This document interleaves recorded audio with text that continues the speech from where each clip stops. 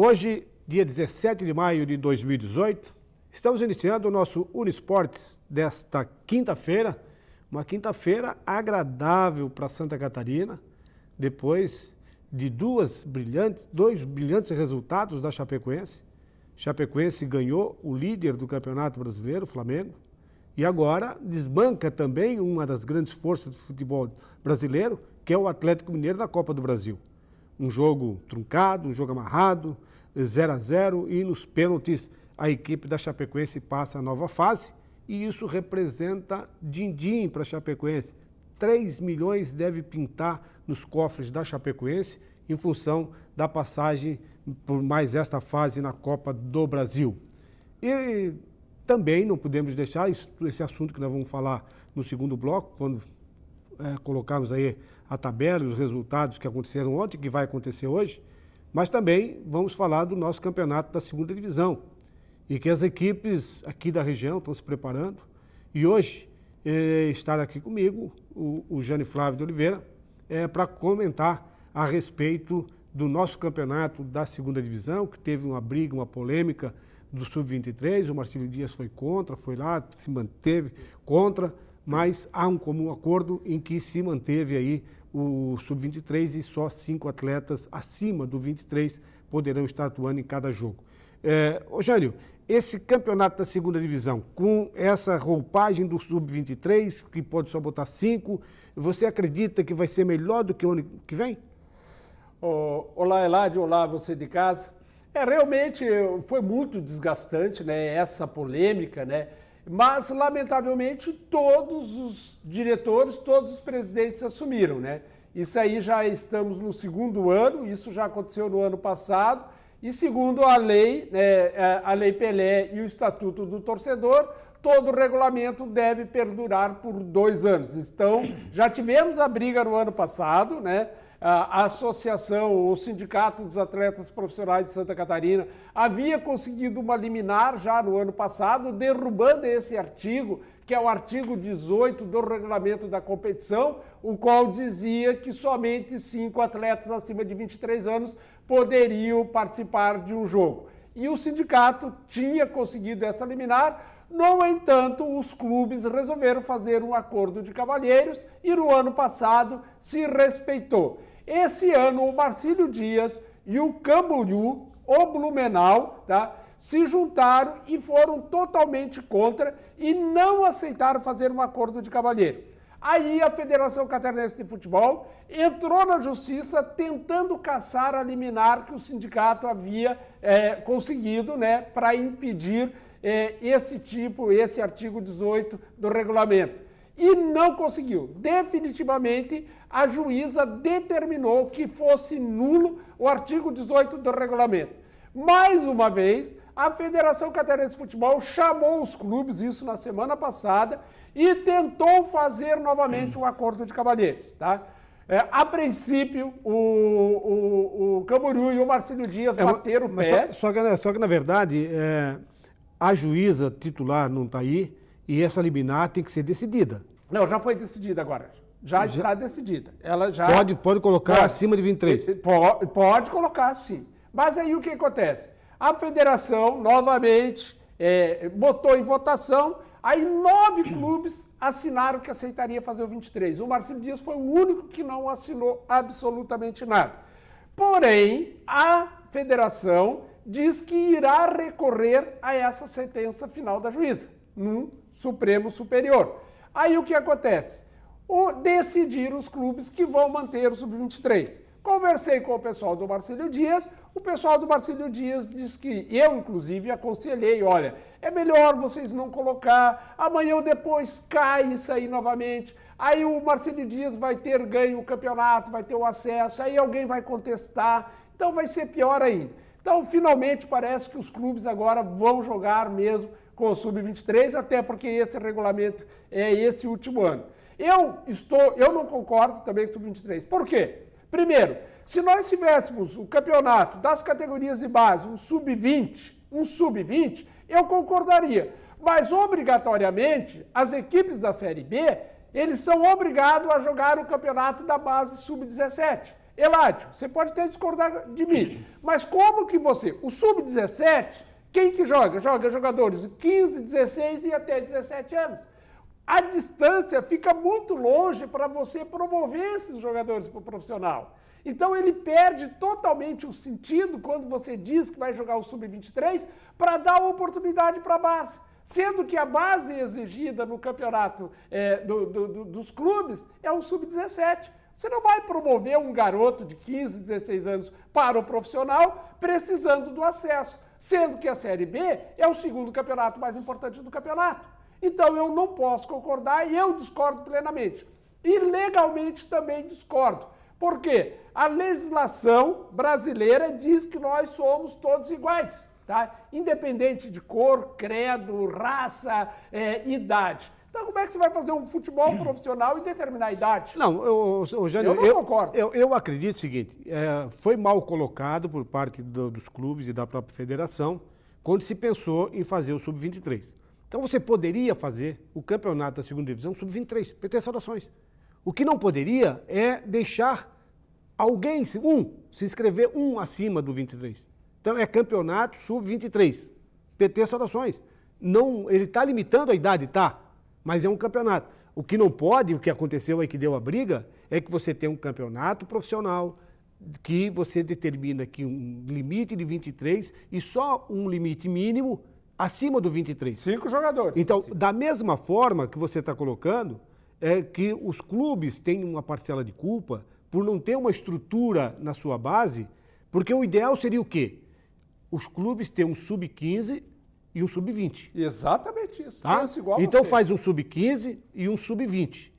Nessa categoria de base. Porque você, do sub-15 você empurra alguém para o sub-20 e do sub-20 você empurra para o sub-23. Então você aí teria alguma noção, teria algum critério de se fazer esse tipo de competição. A terceira divisão é sub-20. Olha só, a segunda divisão é sub-17 e a terceira divisão é sub-20.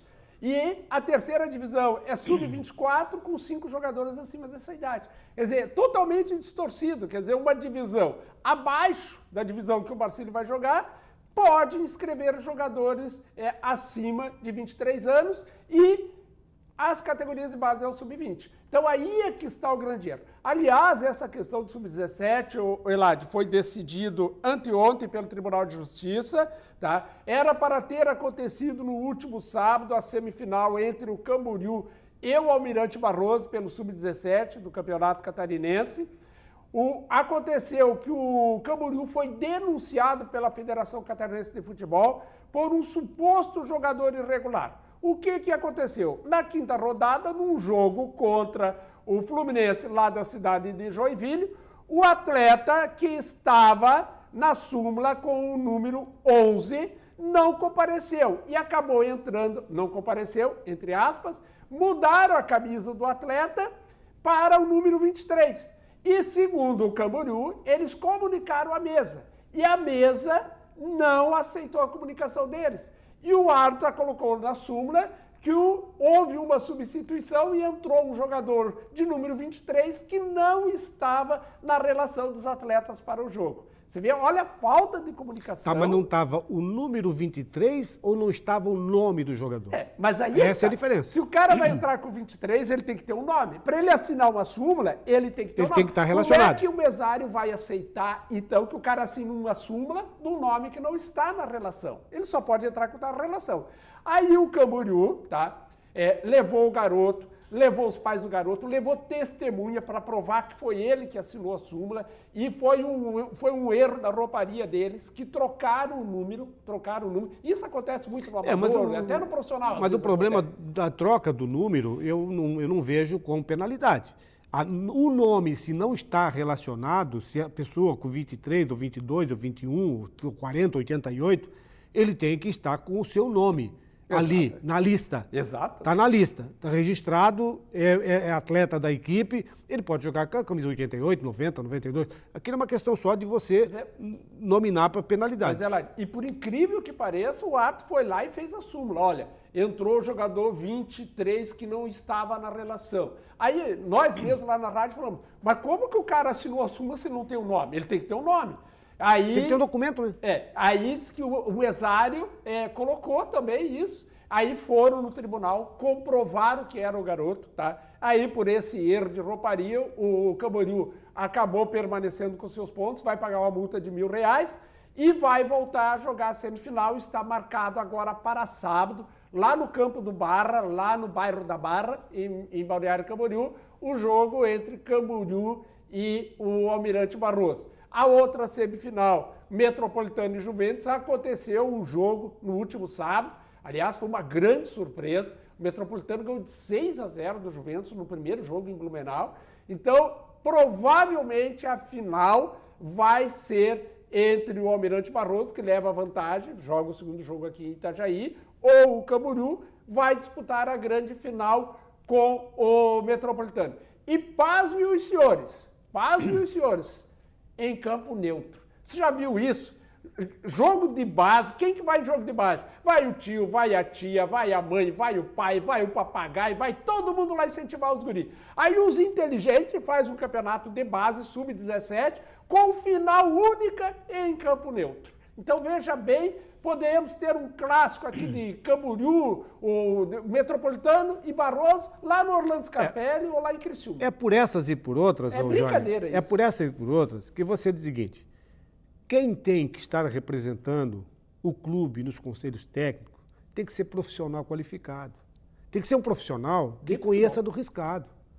Eu não posso ir para um congresso técnico, defender a minha agremiação ou a minha entidade e chegar lá e aprovar um regulamento esdrúxulo desse. Como é que você vai pensar num campo neutro, numa decisão? Seja sub-17, seja sub-20, 30, 40, 50, não tem como. O campo neutro é só quando existe um impasse.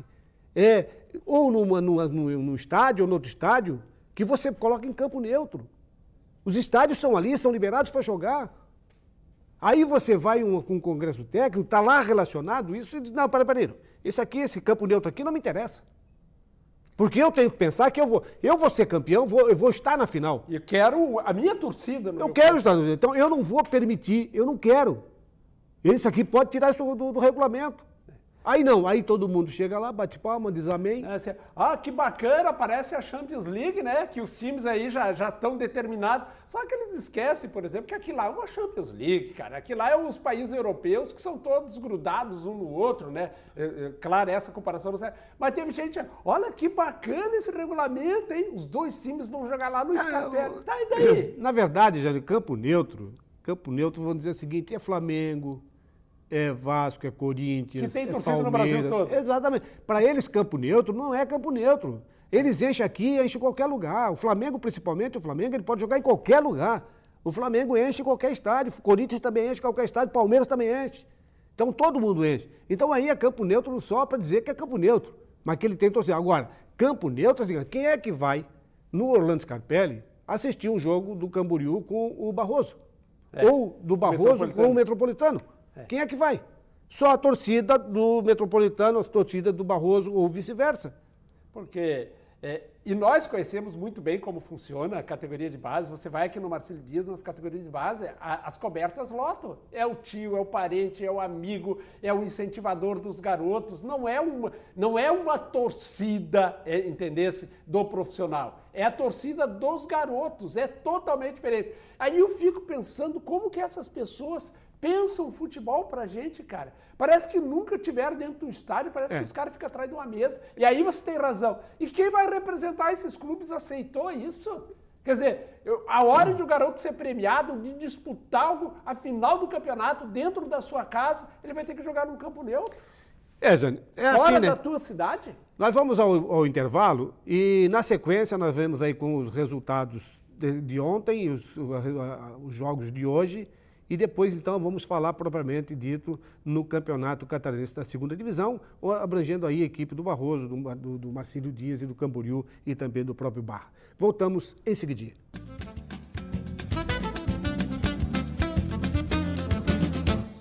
Estamos de volta e este segundo bloco tem apoio dos restaurantes Paraty.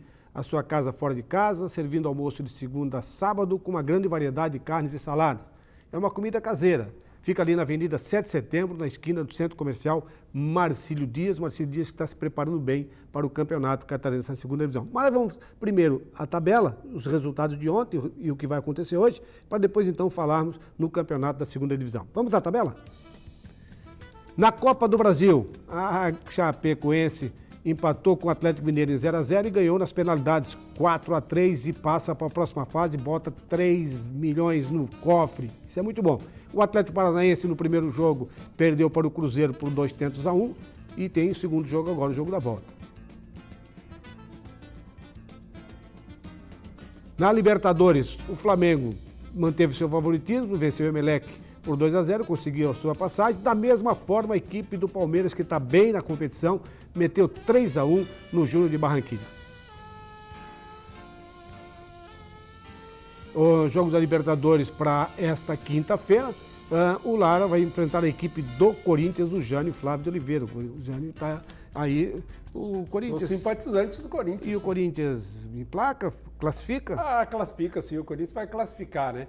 Eu acho que nós vamos classificar quase todos, né? Quase todos, com exceção do Vasco. O Vasco não, o Vasco já foi. O Vasco já está fora, né? O Cruzeiro classifica. Eu acho que o Cruzeiro classifica, o Grêmio já está classificado, o Flamengo Palmeiras já está também, classificado, Corinthians. o Palmeiras já está classificado, o Corinthians está jogando por um ponto. Eu acho que eu vou colocar 6, né?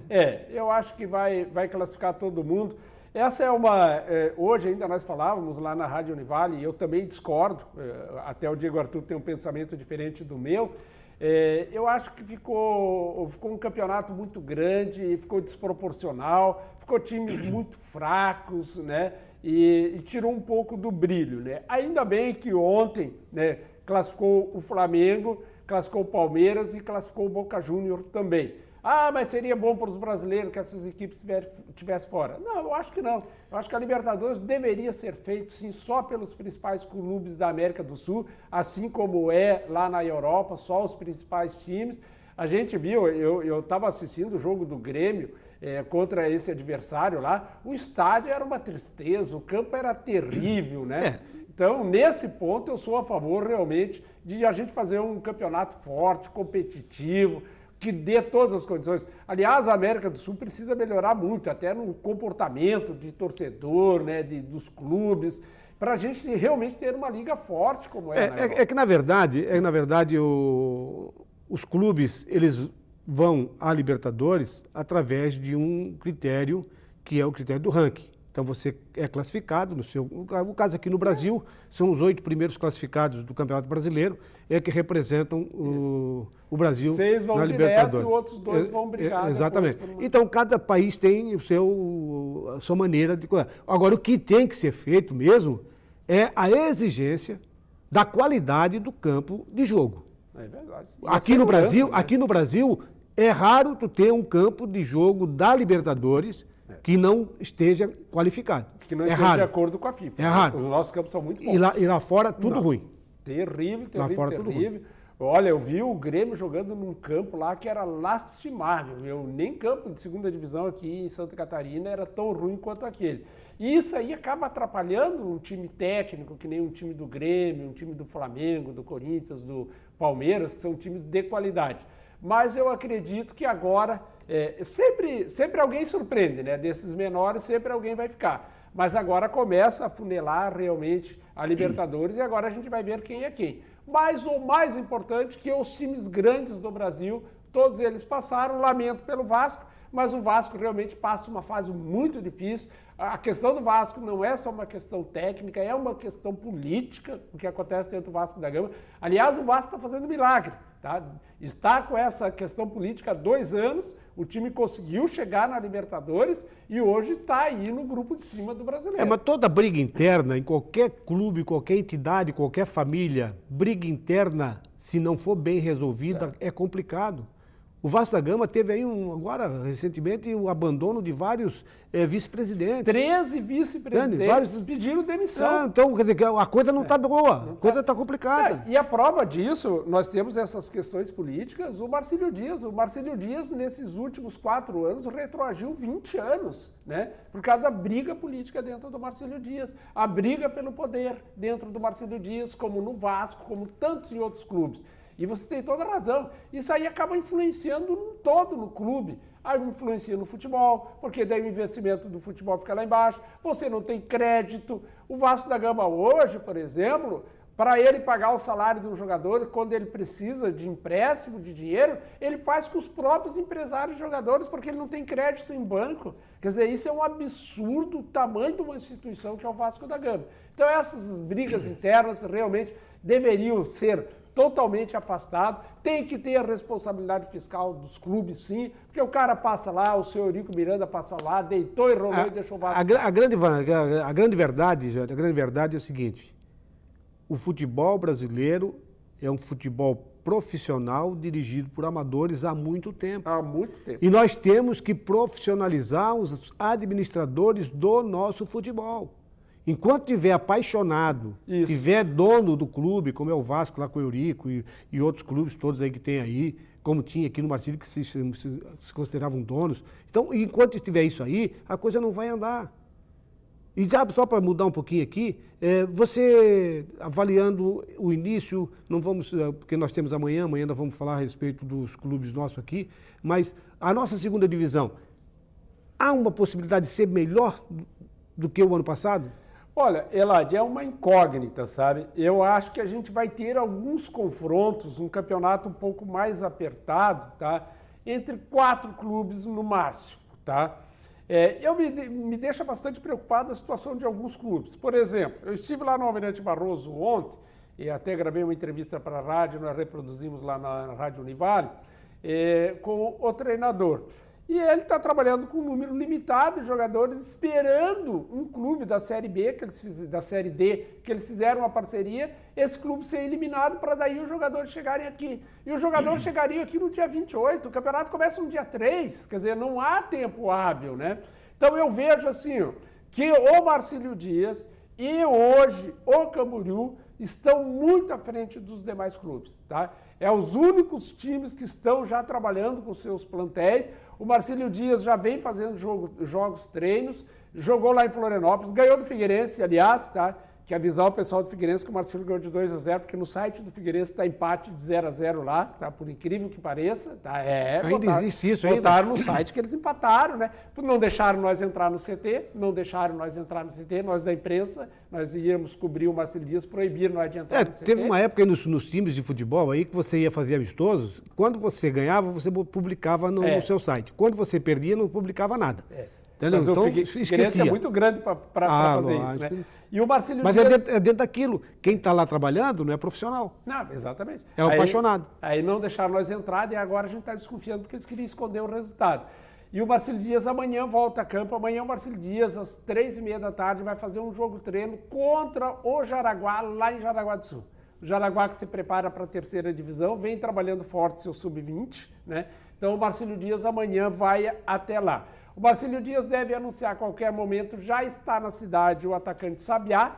Todo mundo já sabe que o Marcílio Dias estava em tratativas com esse jogador. Esse jogador estava lá no Bagé, jogando a 2ª divisão do Campeonato Gaúcho. O Bagé não passou de fase e, inclusive, eu já vi o Sabiá aqui na cidade. Então, a qualquer momento, o Sabiá deve ser anunciado. Mais um meio de campo. Desde que não pinte um assalpão aí, um arapuca para poder pegar, né? Para poder pegar. Aliás, eu quero voltar a esse assunto depois em relação ao Almirante Barroso. O Marcílio deve anunciar também mais um meia, né, de criação, até porque hoje ele só tem o garoto Meurer e o Max, né? Os dois, o camisa 10 é o Max e o Meurer é o suplente e precisa de um outro jogador. Até porque o campeonato é quarta, domingo, então você tem que estar preparado e ter um plantel no mínimo aí de 28 jogadores, no mínimo para você não ter problemas. Então o Marcílio Dias está muito bem encaminhado. Eu fui assistir um treino no Marcílio Dias anteontem, assisti o treino inteirinho. Olha, fazia muito tempo, Elático, tá? Eu posso até depois voltar atrás, mas fazia muito tempo que eu não ficava empolgado com um treinamento do Marcílio Dias. Se bem que treino é treino, jogo é jogo, mas as informações que eu tenho, o Marcílio foi muito bem lá. Eu conversei com o René Marques, ele falou, olha, primeiro eu acertei a minha parte defensiva. Foi muito bem, elogiaram muito lá contra o Figueirense. O Figueirense tinha um time muito rápido na frente e não conseguiram entrar. Agora ele vai trabalhar o meio de campo para fazer essa ligação com o ataque. E ele vai ter tempo para isso? Ele disse que tem tempo. Eles têm tempo porque os jogadores, na verdade, todos os jogadores que chegaram já chegaram prontos, né? Então, na verdade, o trabalho agora é só técnico, né? E tático, só isso que ele vai trabalhar agora, né? Porque os jogadores fisicamente já estão bem. O que me preocupa é o Almirante Barroso, né? O Almirante Barroso, o próprio Juventus, que prometia vir forte, estão fazendo peneira de jogador profissional, quer dizer, para ver quem pode jogar. O Blumenau, um problema seríssimos políticos. O Beck é um problema sério. É um problema sério. E o Metropolitano surpreendeu, porque a princípio o Casca lá assumiu agora definitivamente como o preparador técnico, o técnico do time. A princípio eles iam trabalhar com os garotos que eles têm lá, o Sub-23, mas começaram a contratar jogadores de qualidade, então pode surpreender. Ô Jânio, estamos terminando o programa desta quinta-feira, prometendo voltar amanhã, e amanhã o Jânio estará comigo aqui novamente, e nós vamos falar mais sobre Marcílio Dias, sobre o Barroso, sobre Barra, sobre o Camboriú, sobre o Campeonato Catarinense, e também a participação dos brasileiros, dos catarinenses aí nas competições a nível nacional. Um abraço e amanhã estaremos de volta.